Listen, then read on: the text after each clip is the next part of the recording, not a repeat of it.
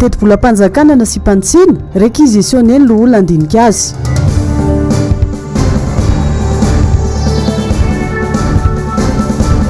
Atsinjo sy komity loharano mahabe resaka hitrantsehatra ny Bianco.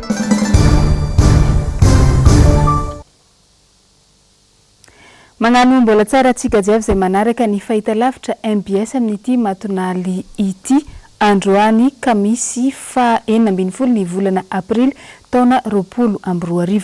Tonga soato amin'ny fotoana ny vaovao karibo atsika jiaby anaraka izany hatramin'ny farany. Araka nefa mahazatra moa dia nitatitra azo farany teny amin'ny centre de commandement opérationnel miady amin'ny COVID-19 eny Ivato no anombohana ny vaovao. Ny tombo raiky androany ny olona voamarina fa mitondra ny tsimikaretina coronavirus eto Madagasikara. Ny tombo 4 kosa ny sitrana ka 370 ny fitambarany amin'izao. Hatreto dia 770 ny isan'ireo olona izay mbola tazonina eny amin'ny hopitaly. Izany hoe tafakatra 170 am'zato zany no isan'ireo olona nahitana ny tsimikaretina coronavirus teto Madagasikara nanomboka tamin'ny volana Martsa lasa teo ka hatramin'ny androany. Fa vaovao mahakasika ny zava-misy eto amin'ny firenena mifandraika indrindra amin'ny lafiny serasera ny fampitaona teny amin'ny fitsarana androany ny fianakaviany Arfine Rahelso miandry ny valy ny fangatahana fahafahana vonjomaika atrano izy ireo. Miradora Benjamina no teny antoerana mitatitra ny vaovao eo amin'ny sary ny Tokira Marolahy. 30 andro zay no nitazomana ponja ny mpanao gazety Arfine Rahelso any Tanimora. 30 andro niainan'ireo zanany amanjafiny na mangidy. Fandroany zao no nanao fangatahana fahafahana vonjomaika n'ity renim-pianakaviana ity. Fandroany ihany koa no nandava ny fitsarana azy. Zay zanany loha dia mbola manantena trano. Mbola manantena trano fa marina tsy mba maty ary makatoa zay didi-pitsarana zay mivoaka zay fa eto dia te sarika ny sain'ireo mpitsara mba hijery manokana ny kahany mamanay satria amin'izao vanim-potoana misy eto amin'izao indrindra fa misy an'ity coronavirus ity dia izay zana no matsiary tena okamboty velon-dreny tsy hita izay ho sarangotana tsy hita izay hitalahoana nefa ny mamanay any Amponja dia tiako hisarihana ny sain'ny mpitsara zany dia mba hijery anazy amin'ny mpianakaviana anazy. Fandroany zao nanao demande-na liberté provisoire zay mbola rejeté moa le izy.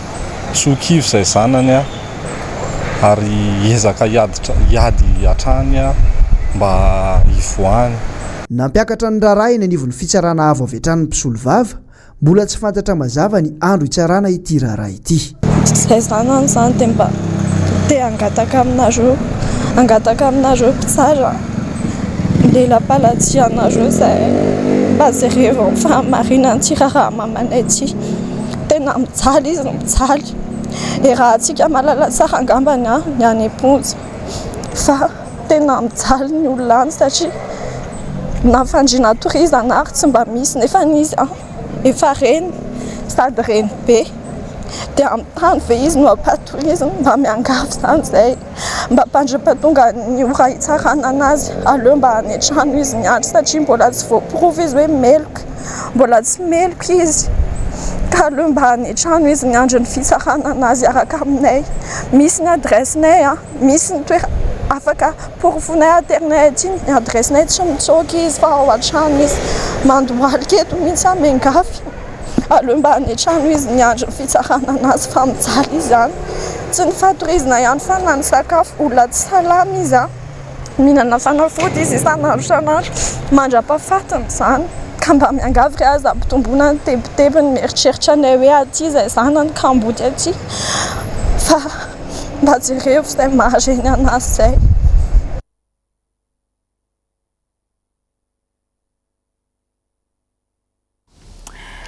Fa tsy manaiky ary manameloka ny fanagadrana mpanao gazety sy ny fanagadrana ny Arfine Rahelso ihany koa ny Union des journalistes interrégional de Tamatave aloatra mangoro atsinanana Analanjorofo mankahery ireo mpanao gazety rehetra ny fikambanana mitohy-trano raha teo ny asa ho fizarana vaovao ho an'ny olom-pirenena indrindra ao anatin'izao fihiboana izao.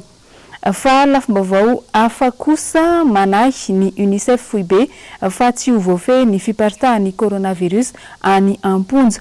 Misy ny toromarika nomena n'ireo mpitondra eran'izao tontolo izao ary voakasika izany Madagasikara. Mitondra ny andindinin'izay Ravirazafy Mahena eo amin'ny rindran-tsary ny Manora Andriamalala. 20 ireo zaza tsy ampy taona no nampidirina Amponja teto Madagasikara hatramin'ny farany volana Desambra 2024. Ny 570 isanjaton'izy ireo dia vehivavy avokoa ary ny 420 isanjato amin'izy ireo no mbola tsy voatsara ho ny antotanisa avy amin'ny ministera amin'ny fitsarana. Amin'izao valana retina Covid-19 izao dia tsy maintsy ampiasana ny fiompoan'ireo olona niditra Amponja vaovao ireo toerana natokana ho an'ireo tsy ampy taona any amin'ireo fonja eto Madagasikara. Avoka tsy maintsy ampiarahana amin'ny lehibe ireo ankizy tsy ampy taona. Feno ny fonja ary tsy marika intsony ifandraisana ireo voafonja vaovao. Niparitaka be ny Covid-19 any amin'ireo fonja. No izany dia nanome toromarika ny ministra ny fitsarana Johnny Andriamaefarivo ny amin'ny tokony tsy hisiana fampidirana Amponja vaovao raha tsy hoe eloka be vava amin'izao. Io ihany koa ny tokony hanomezana fahafahana vonjy-maika ireo olona voafonja tsy mbola voatsara. Marina fa ny UNICEF Madagasikara dia manaraka akaiky ny raharaha momba ireo fitanana Amponja ireo zaza malagasy ary mijery ny fanajananzo mahazaza azy ireo. Tsaro marina fa ny UNICEF Foibe à New York tanatin'ny fanambarana nataon'ny tale général Henrietta Ford ny antso ny mpitondra fanjakana rehetra maneran-tany ny hanomezana fahafahana ireo zaza tsy ampy taona voafonja rehetra maneran-tany satria tena marefo izy ireo amin'izao fotoana. Sarobidy ny fiarovana inain'ny zaza nefa tsy manome izay antoka izay ny fodrafitrasa any amin'ireo fonja ireo. Vonina ny hanome tanana ny UNICEF amin'ny fanantanterana ireo fepetra ahafana manatontosa ireo fanafahana ireo zaza any Amponja ireo. Malaza hatrany ivelany ny raharaha Arfine Elsou nivoaka tamin'ny vaovao Journal Afrique ny nanjo azy sy ny zava-misy eto Madagasikara amin'izao fotoana. Waratsika ny andindin'izay tatera ny Ravirazafy Mahena azy eo amin'ny rindran-tsary ny Manora Andriamalala. Manakoako hatrany ivelany fanagadrana mpanao gazety sy ny fanaovana raha matahory ireo hainao manjery eto Madagasikara. Voarisaka manokana natao anatin'ny fanaitetina nivoaka tao amin'ny Journal Afrique nataon'ny mpanao gazety Gaël Portien i Arfine Elsou. On l'appelle désormais l'affaire Arfine Elsou, du nom de cette journaliste de 52 ans, directrice de publication d'un journal de presse écrite. Tout a commencé le 2 avril dernier lorsqu'une publication a été postée sur la page du journal, la page Facebook, et qui disait « Angie Radzweln, killer, assassin ». Voilà ce qu'on pouvait lire sur le président. La journaliste a été convoquée à la police le lendemain, puis a été mise en détention préventive. Son avocat dénonce un acharnement des autorités sur une journaliste proche de l'opposition, mais les autorités démentent et disent que ce n'est pas la journaliste qui a été visée, mais l'administratrice de la page Facebook. Il faut savoir qu'elle n'est pas la seule, puisqu'il y a au moins 3 personnes qui ont été mises en détention préventive pour propagation de fausses nouvelles sur Facebook. Par ailleurs, une chaîne de télé privée et 2 radios ont été mises en demeure pour ne pas avoir diffusé l'intégralité des interventions gouvernementales, alors que c'est obligatoire depuis l'état d'urgence sanitaire. Vaovao ara-tsosialy mihoatra ny tokony ho izy ny isan'ireo voafonja eto Madagasikara. Araka ny nambarany Amnesty International dia tsy maharaka intsony ny fotodrafitrasa tahaka ny hita etsy amin'ny fonjany Antanimora.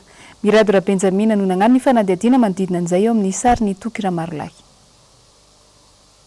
Ny 7 aprily lasa teo dia nangataka amin'ny fitondram-panjakana ny Amnesty International nijery ny fomba aingana analalahana ny fonja.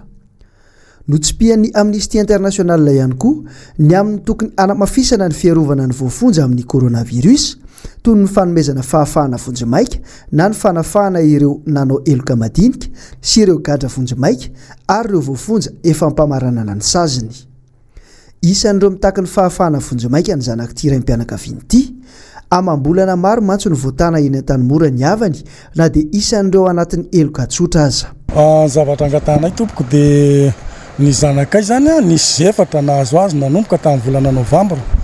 Dia rehefa nandeha volana Novambra dia natao ny fitsarana rehetrarehetra manontolo dia vita ny fitsarana fa izy zany lasa nidoboka eny Amponja eny dia natao nefa ny fitsarana dia rehefa natao ny aketikety manontolo dia mivady ady eloka tsotra le izy dia le adeloko atsotra nefany a mbola tsy nampivoaka azy hatramin'izao fa nanomboka tamin'ny volana novambra desambra janvier février volana mars avril zao a enim-bolana zany zay a mbola eny tamin'ny mora ny zanakay hatramin'izao ka mangataka amin'ny fitsarana zay a mba hafanganona le zanakay satria fa tamin'ny volana novambra ny tany azy izy ka hatramin'izao dia mbola any ka noho izany dia mangataka amin'ny fitsarana zay mba hafanganona ny fitsarana tompo. Araka ny tatitra nataon'ny Amnesty International tamin'ny taona 2014 dia hipoka tanteraka ny fonja eto Madagasikara.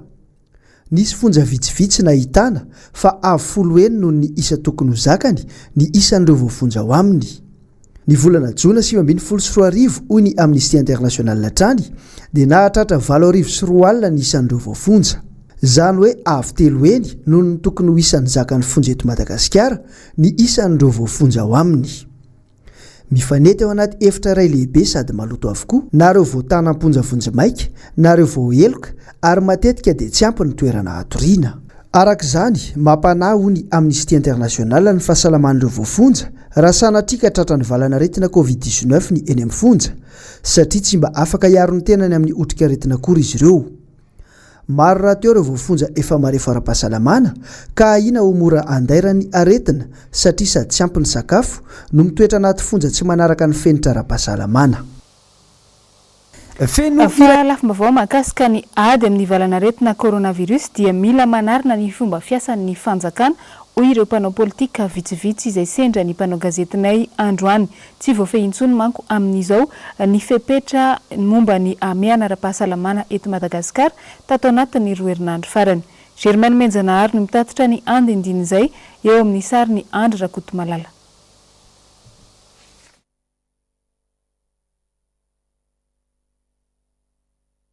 Volana amin'ny 7 ny volana aprily io ny fihiboana izay nataon'ny mponina teto Antananarivo, Toamasina ary Fianarantsoa. Nanomena fahefana ampahany hitantana ny ady amin'ny coronavirus aza ny Prime Ministre dia mahagaga ny fahanginany. Ny any ivelany dia mifandimby manome vaovao ny mpiarabelona, ny filoham-pirenena sy ny Prime Ministre. Ny eto amintsika mijanona ho baraingo ny tena andraikitry ny Tsahiny Christian. Dia za koa dia nisy mandany tena hoe maninona ary no tsy hita amin'izany sehatra izany ny Premier Ministre ankehitriny sa misy fizaran-draharaha amin'ilay Premier Ministre sy ny filoha.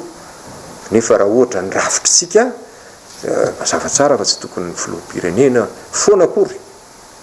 Izany tsy milaza hoe tsy hiteny na tsy hanao zavatra izy fa tsy tokony izy foana akory ny tazana sy eno eny amin'ny fanantanterahana, eny amin'ny fanaovana an'izay bilan. Bilan mety ho négatif, mety ho positif, fa bilan zay zavatra anankiroa mifameno zay. Hoe ty vita ty tsy vita zay ny atao bilan. Avy eo mandeha filoham-pirenena tsy voatery akory. Nefa izy manao tatitra io. Mety ny Premier Ministre ny tokony hanazava an'izany.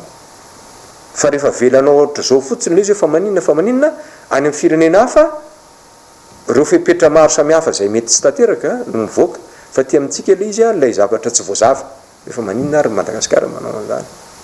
Fa ny ady ozy hoe mba tokony mizatra fanazavana eto amin'ny firenena andraisakevitra fahaterana azy ary zany anisany zavatra ngeza be amin'ny Premier Ministre raha miverina amin'iny.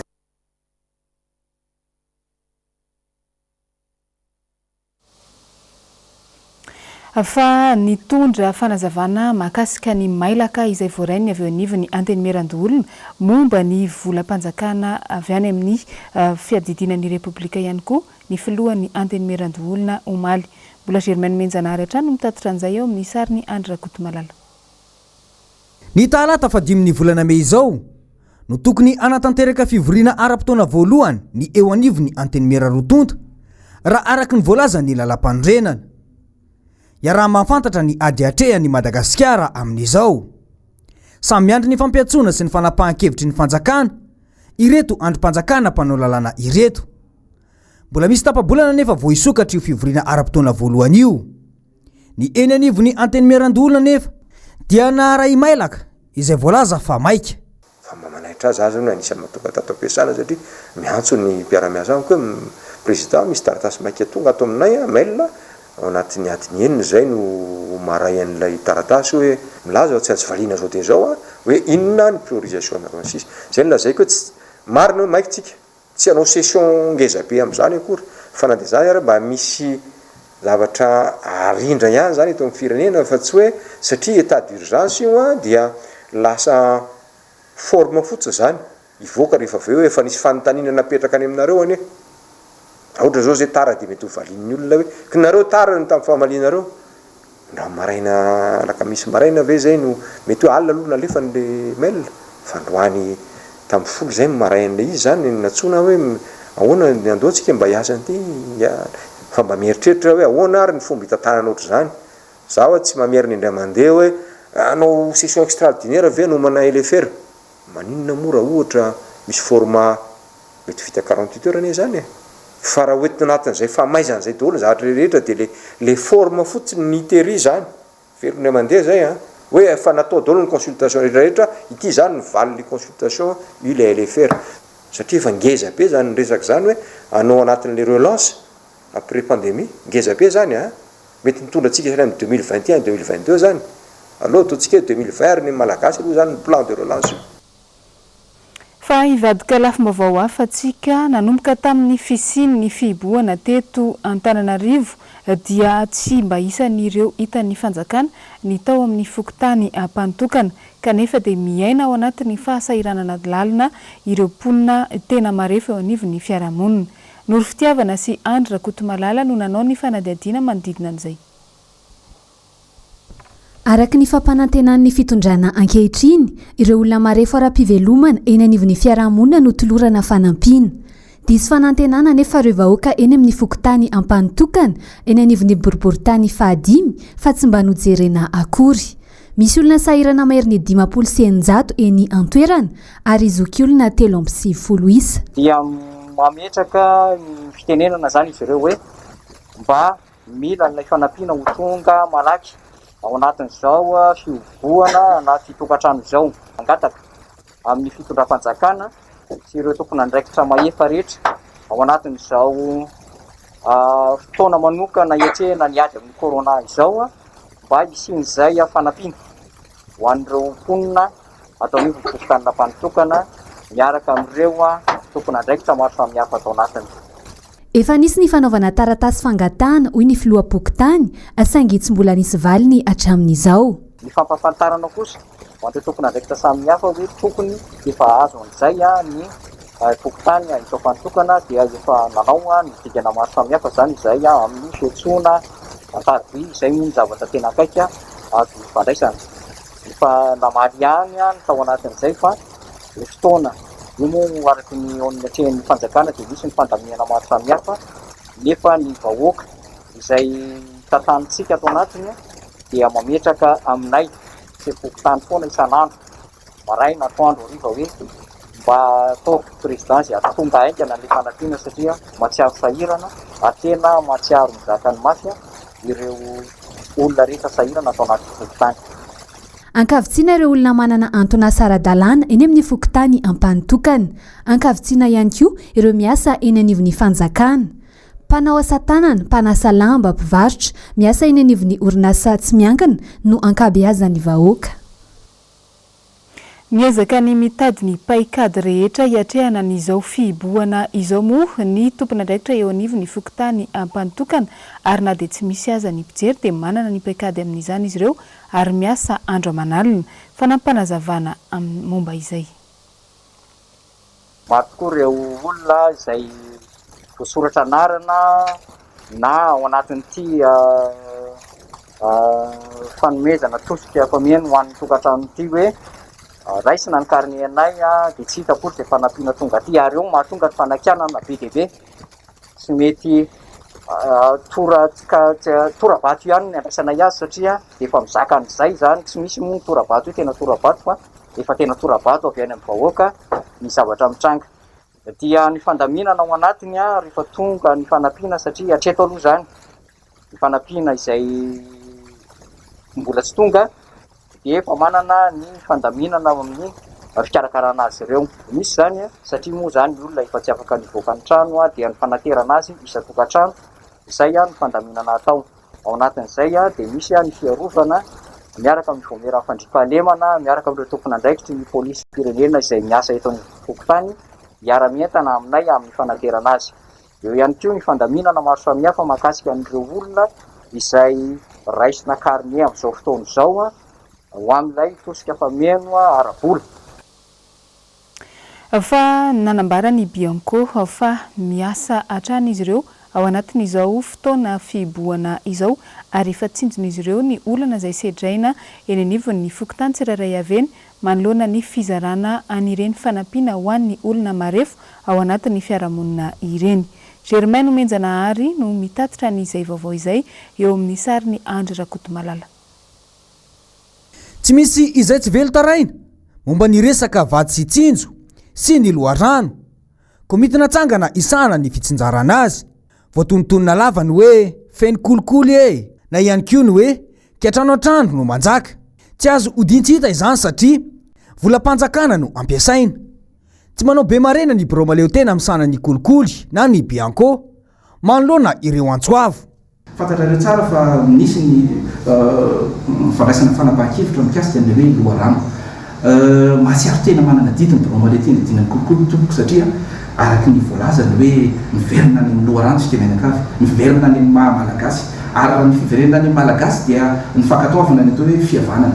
Ary azo eritreretina tanteraka ao anatin'izany ny hoe famerenana ny fahitsiny izay nanana ny malagasy, ny fahendrena izay nanana ny malagasy hatramin'izay dia voatontonona tao anatin'ny tao tsy amin'ny ratsy fa mitsara kosa nefa ny Birao Maleo-tena dinany kolikoly amin'ny hoe olona tokony tsy tia kolikoly ny mipetraka ao anatiny ao. Mahatsiaro tena manana adidy izay tompoko ka anaovana tontanana ny amin'ny tompona andraikitra isa-tsokajiny ny amin'izay mety fandraisana anjara sy tantsoroka izay azo natao ny azon'ny Bianco atao. Iteny zavatra tsotsotra kely fotsiny eto amin'ny tany sy firenena ary zany zavatra tsy afeniny fa zavatra misy. Ny fametrahana ny tompona andraikitra isa-tsokajiny maro izy ireo any amin'ny sehatra misy azy dia anaovan'ny Bianco enquête de moralité ary ny seto aloha ny zavatra misy dia ny enquête de moralité ny Bianco no toaviny rehetra. Io zany raha ohatra ka ilaina ny fametrahana ny action pilote ohatra ambonimbony kely amin'izay fametrahana n'ireo olona ireo satria mety azo ohatreretiny fa filamatra avy eo tsika manao extrapolation zany satria tsy ho araka daholo ny ametrahana azy fa kosa ilay atao hoe asa filamatra action pilote izay tianao apetraka eny amboalohany dia azony Bianco atao ny manao tantsoroka sy manao fanentanana ny mahakasika an'izay. Ny fitsinjarana ny fahefana manko araky ny voalazako teny amboalohany dia mety mizara ihany koa tsy hoe mety fa tena hoe tsy maintsy izay zaraina ny fahafahana mampiasa an'ilay fahefana ka ao anatiny ao misy riska izay tsy maintsy banjinitsika tsara, tsy maintsy hojerentsika tsara ny ianana aminy. Ka ny fipetrahany Birao Maleo-tena dinany kolikoly eny ambonimbony any amin'ny sehatra izay mety azo iasana mahakasika an'izay dia irariana fa ametrahana amin'ny laony an'izany zavatra any. Mbola anaty fiboana tanteraka ireo mpiasan'ny Bianco amin'izao fotoana. Inona ary no vahaolana raha te toroka trangana kolikoly mifandraika indrindra amin'izao ameana izao. Sitraka amin'ny fanontaniana io moa zany ao anatin'ny ameana ara-pahasalamana fantaritsika tsara fa nisy ny ataoko hoe fanampiana izay indrindra ny ara-bola sy ny ara-pitaovana izay nomena ny fitondram-panjakana. Hatreto aloha amin'ny ao anatina fahamehantsika dia mijery ny zava-misy ary ny olona rehetrarehetra ary zay no angatahana ny tsara sitrako anome ny vaovao raha misy sanatria fanodikodinana an'izay zavatra satria Birao Maleo-tena dinany kolikoly no tsy miasa hitany be sy ny maro fa zahay kosa ato anatiny dia miasa ary rehefa tonga ny fotoana ivoahana amin'izao fiboana zao dia tsy maintsy anoy raha ohatra ka misy anatanteraka ny asa izay mifanandrifianiny raha ohatra ka misy mifanadiadiana mahakasika an'izay ka zay ny mahatsara n'le hoe ampiasana n'le hitoroka satria any anatiny any maromaro no ny zavatra tadiavina ao anatiny fa afaka mametraka tsara mihitsy na hatramina sary hatramina zavatra be dehibe tsika any anatiny any izay tao anatin'ny fiboana nampiroborobo an'ilay fampiasana an'ilay izy dia hisaorana etona ny malagasy izay mahatsapa fa mitoy ny ady amin'ny kolikoly fa ny fomba fiasa fotsiny no somary amina fomba hafa ny nanaovana azy fa itsika rehetrarehetra dia fantatra fa mbola ao anatin'ny tandalana ihany na dia eo aza ny fametrahana an'le hoe hameana ara-pahasalamana. Fa tao anatin'ny 15 taona izay no niasan'ny Bianco teto Madagasikara, maro ny fomba fiasa sy ny paikady nandesina niady tamin'ny kolikoly ary mivoatra isan-taona ny fomba fiasan'ity birao mahaleo tena miady amin'ny kolikoly ity. Ny andindin'izay tateriny Germain no menjana ary sy Andry Rakotomalala. Telopolo no isan'ireo fitarainana voaray mahakasika ny resaka kolikoly. Anatin'izao vanim-potoana ny fiboana izao teny anivo ny Bianco. Nahatsapa ity birao maleo tena amsana ny kolikoly ity. Fa somary marisarisa ny olom-pirenena amin'ny ady atao amin'ny kolikoly eto amintsika. Anova paikady manomboka izao ity birao ity. Ny birao maleo tena dia nanao foana le Bianco a fait depuis 15 ans le Bianco a fait. Zany hoe nanao foana ndritra 10 taona birao maleo tena dina kolikoly. Fa zao kosa izy hampandray anjara satria somary narisarisa le ady satria ny eritreretina fa rehefa misy ny ady amin'ny kolikoly dia lazaina fa Bianco raha manjara le izy dia Bianco, raha tsy manjara le izy dia Bianco. Tsy mety nefa zany satria mpitarika ihany birao maleo tena dina kolikoly. Ary amin'ny mampitarika azy anjara ndraiky rehefa feno 10 taona no mijery ny paikady rehetrarehetra hampandraisana anjara ny daholobe. Dia manaona sy manaona ny fitrangan'izany mode opératoire faire zany izay nofehezina hoe MOF dia hoe hampandraisana anjara ny daholobe amin'ireo sehatra telo izay iandraiketan'ny birao maleo tena dina kolikoly. Dia ny voalohany ny fanabeazana.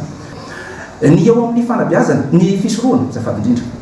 Ny eo fisorohana koa dia mitovy satria fantatrareo tsara fa ametraka n'le politika mpanjakantsika izay hoentina misoroka ny ady amin'ny kolikoly dia rehefa ametrahana n'le hoe dispositif anticorruption. Iny zany dia apetraka ny an'ny ministera satsokajiny sy any amin'ny sampandraharaha rehetra na miakina io na tsy miakina ny rafitra mpiady amin'ny kolikoly. Dia ny farany moa dia ny any amin'ny resaka fanadiadiana. Tsotra ny resaka eto. Tsy ny birao maleo tena dina amin'ny kolikoly ihany no afaka manao fanadiadiana kolikoly.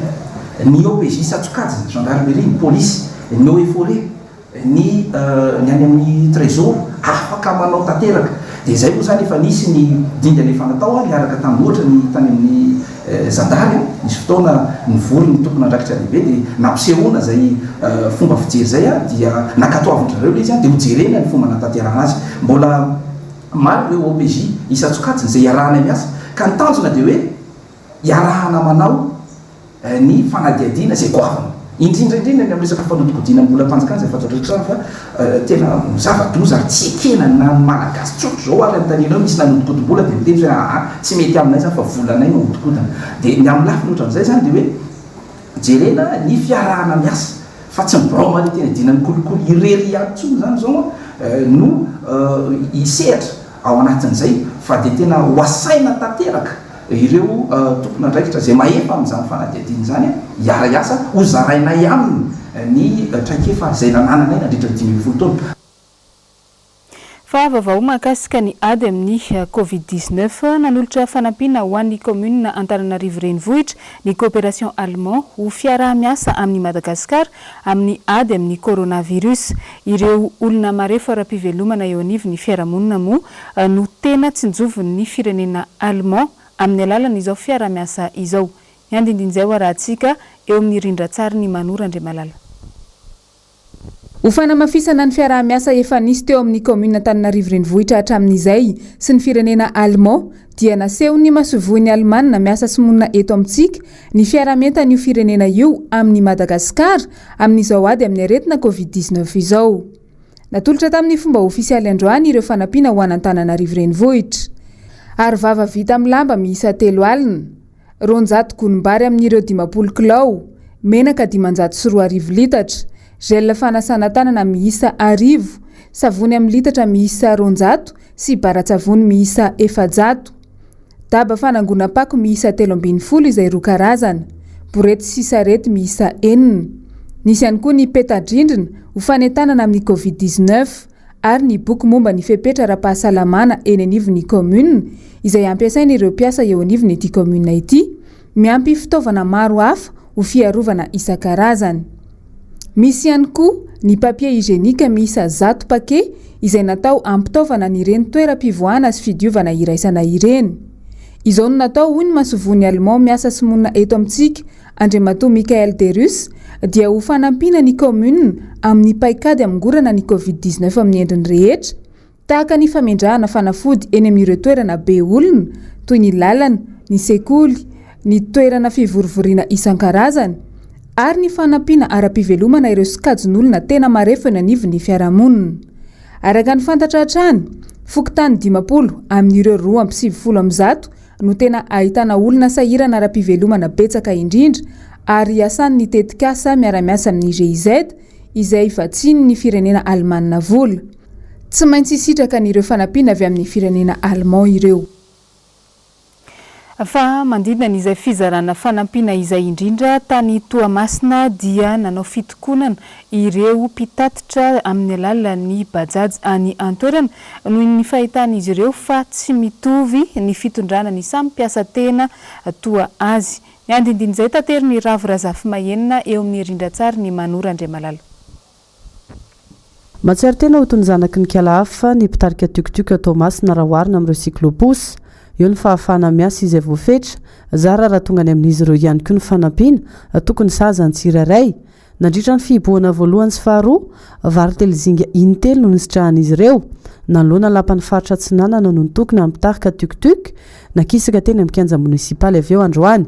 Ny lanja Sorabaventy milaza fa tsy ilaina ny vary telo kapoaka ary mangataka ny fahafahana miasa ato ireo siklopos mba hisoroana ny korontana namoaka ny gouvernoura ny faritra Tsinanana afafaka miasa tapakandro manomboka amin'ny nora maraina hatramin'ny 12 atoandro ny tuktuk manomboka rampitso tsy mijanona treo anefa ny fitakiana ilay ray etsariary nolazainy ny filohampirenena na izany aza. Colonel Gendarme zany niteny taminay hoe afaka miasa nareo manomboka amin'ny lahady fa olona reny no entinareo izy dia tsy ekenay mihitsy zany satria tsy afen'ny volan'ny patron anay zany resaka hoe olona ray oentinay zany sady mandany essence le izy fa ny afatsangatanay dia zao hoe mba ho azonay aloha faravaratsy le fanampiana avy any amin'ny président 500 000 francs ary rehefa tsy amenay izy faravaratsy zay mba jerevany hoe 2 fois par semaine zany zay mba tokony ameny vatsy ohatra hoe vary siramamy voamaina dia mba mipetraka zay rehefa tsy amena 500 000 izy nefa zay dia jerevanjareo fotsiny zay ariranjareo fotsiny izahay dia mivezivezy nakamindreo ny gouverneur tsy tonga ny gouverneur tsam'izao dia mbola azo namanay miandreo fa zay zany zavatra angatany satria iasa tsy ampy anay mihitsy zany hoe olona ray oentina zany tsy miposy afaka maninty afaka mitondra olona roa ny anay olona ray fotsiny tsy mety aminay zany zavatra zay fa ny angatanay dia zay angatanay amin'ny monsieur le président zany zavatra satria efa nampanantenany anay sady vola 100 000 ariary zany angatanay re mba ho tonga ty aminay sofina tiky fa mijaly zahay ny ofatrano tsy misy voaroka amin'ny ofatrano ninona ny akabetrahany namanay rehetrarehetra amin'izao fotoana izao nohanina tsisy. Fa misesisesy ny fanambarany ireo sendika amin'izao fotoana izao mangataka ny fandraisana andraikitry ny fanjakana mba tsy hiantraika any amin'ny sosialim-bahoaka ny krizy samihafa toy ny tsy fisiana asa tafiditra amin'ny herinandro faha-efatra amin'ny fiboana isika eto Madagasikara amin'izao nagnano tatitra fohy ny avy amin'ny SVS na ny syndicalisme vahaolana sahaza sy ny SSM na ny solidarité syndicale de Madagascar. Ravirazafy Mahenina mitatra ny andindin'izay eo amin'ny rindran-tsary ny Manora Andriamalala. Atao reny fanambarana nataony teo anivon'ny ministera ny fahasalamana omaly nilaza fa misy mpiasa ny fahasalamana roa mitondra ny tsimikaretina coronavirus nanao fanambarana ny solidarité syndicale de Madagascar na ny SSM. Ny fanjakana notondro ny vondry syndikaly ho tomponantoka voalohany amin'izany no tsy fampiny fitaovana ny fampiofanana ary ny tsy fampiny toana arabola. Mangataka izy ireo noho izany andraisan'ny fanjakana ny fikarakarana sy ny fitsaboana ireo mpiasa ny fahasalamana misy roa ireo. Intsakilany mitaky ny hanomezan'ny fanjakana ny fanampiana ihany koa ho an'ny vady aman-janaka izy ireo. Nandraisan'ny fanjakana malagasy ny andraikiny andatanterana ireo fepetra telo tsy maintsy arahany mpiasa ny fahasalamana hiadina amin'ny COVID-19 dia niresaka fitaovana, fiofanana ary ny famporisihana na ny motivation. Farany nangatahany SSM ny ametrahany fanjakana ho loha laharana ny ministeran'ny fahasalamana sy ny mpiasa ny fahasalamana amin'ny ady atao. Nanao fanambarana ihany koa ny avy amin'ny SVS na ny syndicalisme vahaolana sahaza mahakasika ny tontolon'ny asa eto amintsika sy ny andraikitry ny fanjakana malagasy anamavana ireo tsy anasa amin'izao. Tafiditra ao anatin'izany ny fiarovan'ny tena tokony omenan'ny mpiasa ny fanemorana na ny fandoavana ireo latsakemboka toy ny knapsa sy ny maro hafa ary ny fepetra tokony raisina mahakasika ny hetra samihafa ihany koa. Voalaza tao anatin'ny fanambarana SVS fanazo vola fanampiana tany amin'ny FMI na nitahirim-bola iraisam-pirenena i Madagasikara izay nahatratratra amin'ny 5,750 tapitrisa USD. Tafiditra ao anatin'io fanampiana io ny fanohanana ireo orinasa tsy miankina sy ny fandoavana ny karamam-piasa. mandritra ny fihiboana mangataka ny avy amin'ny syndicalisme vahaolana sahaza afa tsy tokony atao congé forcé ny mpiasa ny orinasa tsirairay dia tokony samy manana fahefana andony karama ampy ny fanjakana malagasy tsy tokony hisy ny fikatoanany orinasa fandroahana mpiasa sy ny maro hafa ary anjaran'ny mpiasa tsirairay ny misitraka ireo fanampiana tokony ho anjarany aorian'ny fihiboana kosa tokony apetraka mazava ny fifampiresahana anarenana ireo orinasa sahirana ahafana ihany koa manarina ny toe-karem-pirenena araka ny tatra avy amin'ny SVS ihany moa saika ireo sehatra rehetra no mahita fahasahiranana noho ny covid-19 eto amintsika 57 alina ny mpiasa no voakasika ao anatin'ireo sehatra ireo ny angovo sy ny fitrandrana ny arenakibon-tany fantonana lamba ny sehatra hafa toy ny concenteur en sécurité sy ny maro hafa ny sehatra maro ka eto analamanga atsinanana loatra mangoro dianary anosy no faritra na ahitana ireo ho an'ireo orinasa voakasika tsy maintsy manohy ny asa mangataka ny syndicat mba hanajan'ny mpampiasa ny fepetra rehetra rovana ny mpiasa anisan'ny fanajana ny elanelana ny fakana sy fanaterana ny mpiasa fizarana ny arivava ary ny fanomezana azy ireo ny fitaovana tsotra toy ny fanasana tanana na ny gel désinfectant betsaka amin'ireo orinasa nefa no tsy manajy izany misy ireo manena ny mpiasa ao aminy na koa tapakandriany no miasa ka arakaraka ny ora fiasana ny karamaraisina sisa tsy hita ihany koa ny fifampiresahana fanjakana malagasy amin'ny fanampiana ireo orinasa sahirana fa lafim-baovao afa kosa indray maro ireo malagasy izay mila ravinahitra atsy amin'ny lotsy la réunion misy fiantraikany amin'ny fiainan'ny mponina any ny fisiany ity valana retina mandripaka maneran-tany ity misy ny vaovao mandidina izay indrindra voaranay teto amin'ny MBS andao rahantsika eo amin'ny rindran-tsary ny Manora Andriamalala. Tsy moramora ny fatiantoka teraka ny fiparitahan'ny coronavirus maneran-tany tsy misy firenena afabela amin'ny ity valana retina ity hita taratra amin'ny toe-karena ao amin'ny nosy la réunion izany betsaka ny mpiasa voaterina ato ny orinasa tsy vitsy ireo mpandrarano miditra fatiantoka nisy fidinany ny vidin'ny solika eo amin'ny tsena iraisam-pirenena mivarotra fatiantoka avokoa ny akamaroany ireo mpandrara eo amin'ity sehatra ity any amin'ny nosy la réunion misy fiantraikany amin'ireo asan'ny malagasy any an-toerana izany dia efa nidina be ny baril izany hoe efa eo amin'ny 720 $, eo zay zany ny vidin'ny baril raha vorono izany izy tany amin'ny volana janoary dia nanomboka teo amin'ny volana febroary efa nidina kely dia mandrapatonga teo amin'ny marsa hatramin'izao volana aprily zao zany io amin'ny 720 $, eo patron ary zao dia ohatrany hoe mivarotra faty antoka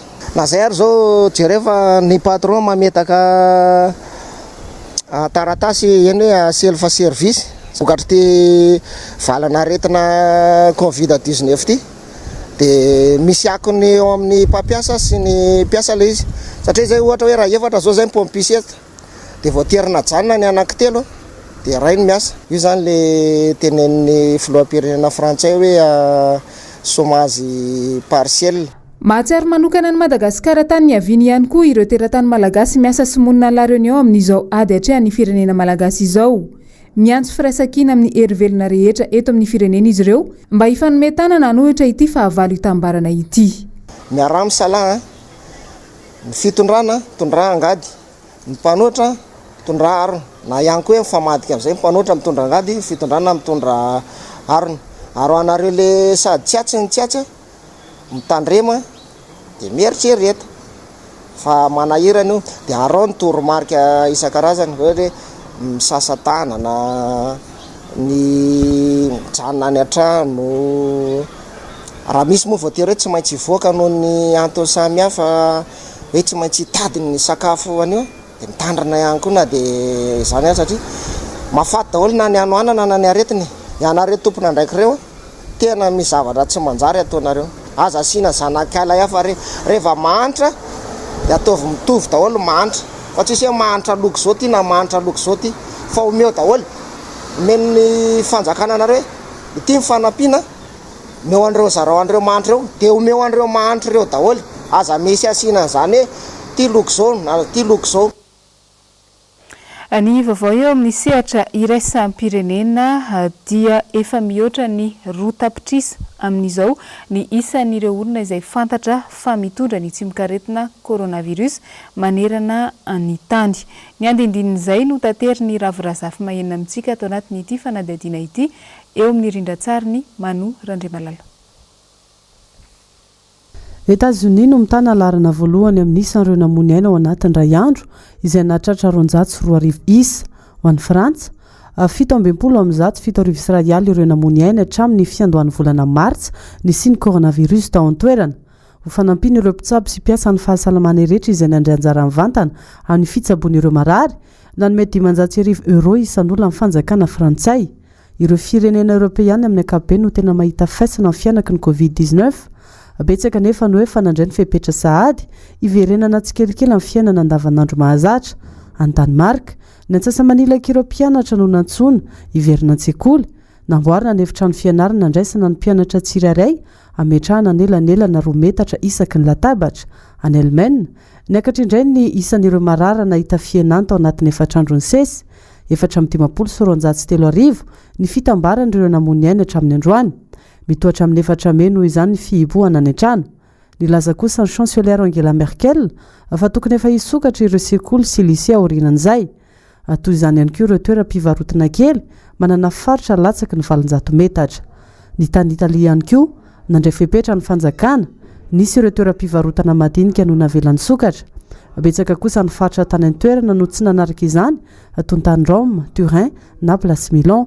I Espagne no firenena fahatelo nahitana trangana coronavirus sy ny olona namony aina betsaka indrindra aorian'ny États-Unis sy Italia. Miaina ao anatin'ny krizy ara-toe-karena izao tontolo izao. Betsaka no manainy tsy ho tafariny intsony raha resy ny coronavirus. Saingy amin'izao aloha sarotra ny aminaviana izay fotoana mety tsy hisiany aretina intsony.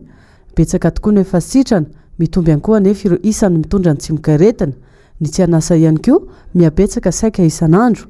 Misy ireo firenena no miezaka ny miaina toy ny andavanandro, misokatra ny mpivarotra fa vitsy mandeha ny fividianana samihafa toy ny any Korea Atsimo izay manatanteraka fividianana ireo andrafitra ny parlemanta. Iny ihany koa no nandesintsika namarana ny vaovao tamin'ity matinali ity mankasitraka anao nanaraka izany hatramin'ny farany.